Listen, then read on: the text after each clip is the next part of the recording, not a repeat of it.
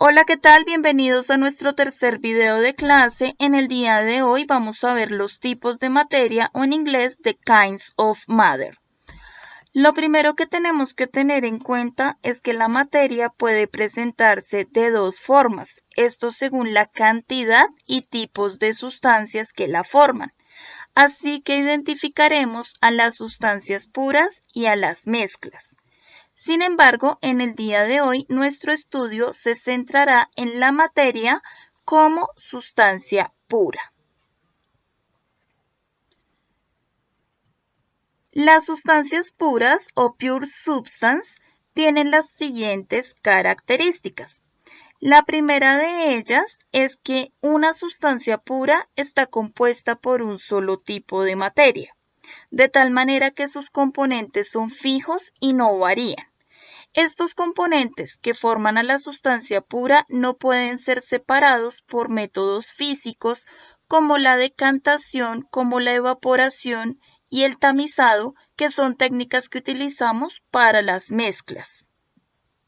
Según el tipo de sustancias puras, estas a su vez se pueden clasificar en dos grandes grupos, como elementos químicos y como compuestos químicos.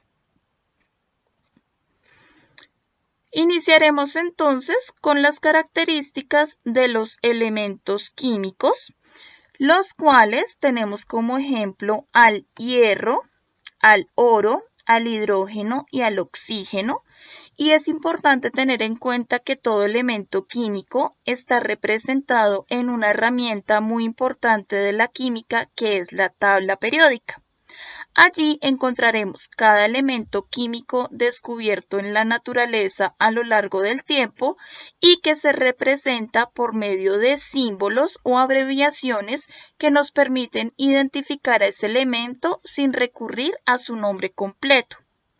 Los elementos químicos pueden presentar una o dos letras como símbolo y es importante tener en cuenta que cuando los elementos químicos presentan una sola letra como símbolo, esta debe representarse con la letra mayúscula como el caso del hidrógeno.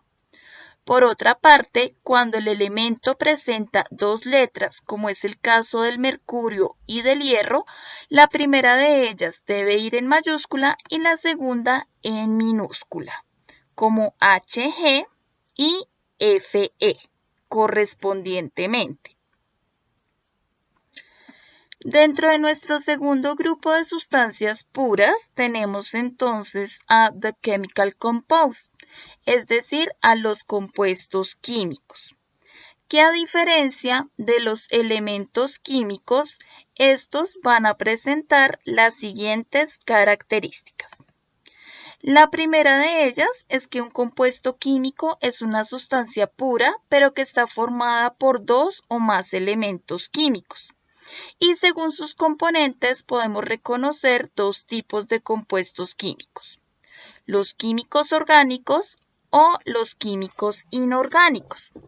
En el caso de los químicos orgánicos, el principal elemento o el principal componente será el carbono, y estos los podemos encontrar en lípidos, grasas y azúcares que funcionan para la mayoría de los seres vivos. O podemos encontrar los elementos químicos inorgánicos que no tienen como elemento principal al carbono y que encontramos para muchas aplicaciones industriales y en laboratorio, como el agua, entre otros. Para comprender un poco mejor, entonces, estos elementos químicos como ejemplo de sustancias puras, recordemos que la herramienta principal es la tabla periódica o en inglés the periodic table, la cual tiene una estructura que ha ido avanzando a lo largo del tiempo y nos permite reconocer los diferentes elementos encontrados en la naturaleza. De tal manera que vamos a encontrar lo que son en los elementos muy bien organizados como metales, metales de transición y no metales principalmente, además de otras características que nos brinda la información esta importante herramienta. Para comprender entonces mejor los elementos químicos, recordemos que estos se encuentran contenidos en la herramienta de la tabla periódica. Pueden ser hallados de forma natural o pueden ser sintetizados o producidos en laboratorio. Tenemos el hidrógeno, el hierro, el helio, el azufre, el oro, el oxígeno, el carbono. Mientras que cuando nosotros hablamos de compuestos químicos, es la unión de dos o más elementos como los que vemos a continuación. CO2, conocido como el dióxido de carbono, el cual es un gas contaminante en la atmósfera y es el resultado de los procesos de respiración que liberamos los seres humanos y otros animales. Como segundo compuesto químico tenemos el óxido de hierro 3, el cual se utiliza para pulir algunas joyas y se utiliza esta sustancia también para suavizar el filo de las navajas de afeitar. Por otra parte, tenemos un ácido bastante fuerte que es el ácido clorhídrico y que se utiliza en diferentes aplicaciones industriales.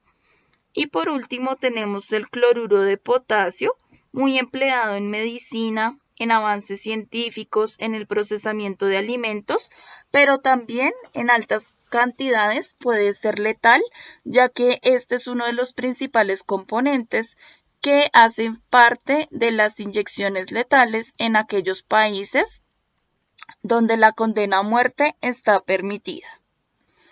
A estos compuestos que están formados por dos elementos se les conoce como binarios.